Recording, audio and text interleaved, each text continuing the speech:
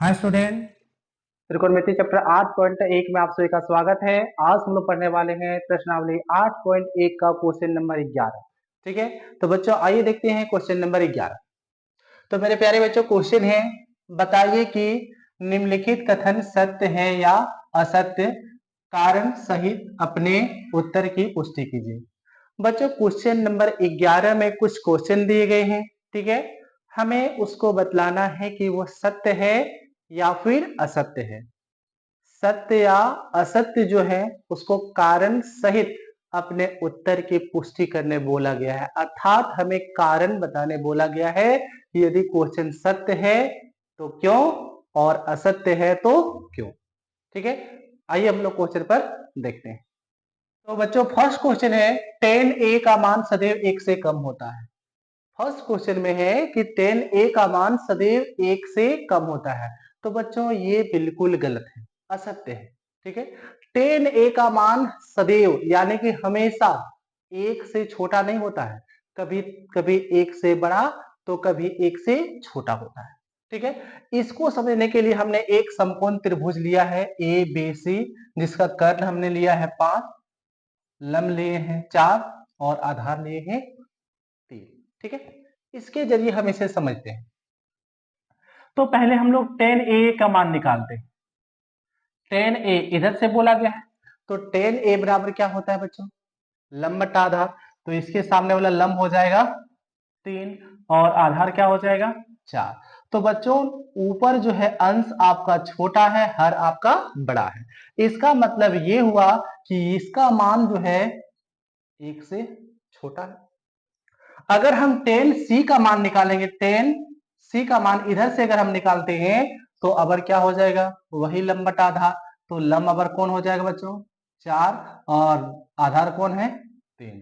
तो यहां पर क्या है कि अंश बड़ा है, हर छोटा है। इसका मतलब ये हुआ कि ये 1 से ज्यादा है।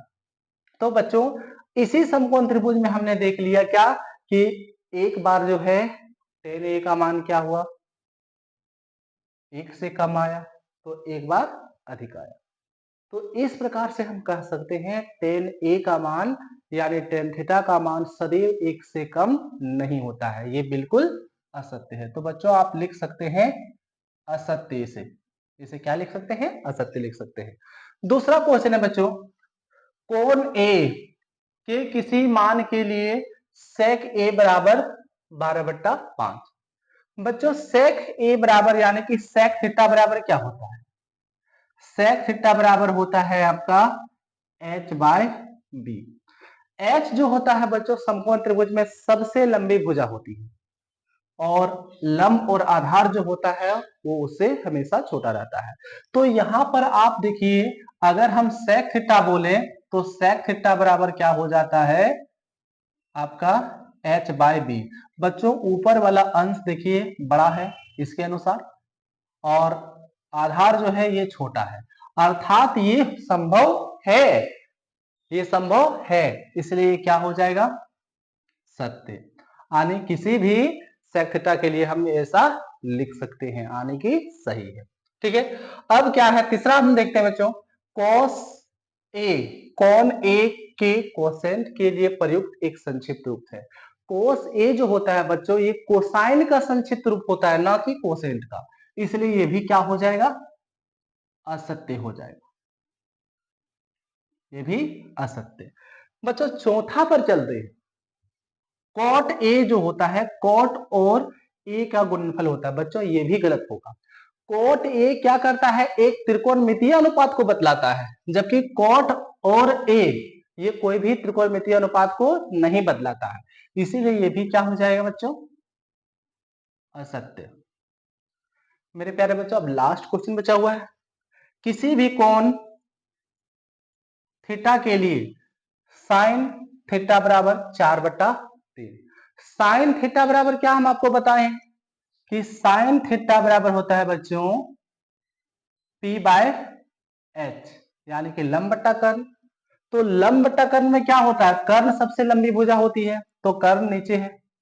अब यहां पर हम देखते हैं तो ऊपर मेरा क्या है, ऊपर मेरा 4 है जो कि लंब यहां बड़ा दिखा रहा है, इसलिए किसी भी कोण थीटा के लिए साइन थीटा बराबर 4/3 नहीं हो सकता है, क्योंकि साइन थीटा बराबर p/h होता है। तो कर्ण समकोण त्रिभुज में सबसे लंबी भुजा होती है और लंब और आधार जो होता है उससे हमेशा छोटा रहता है।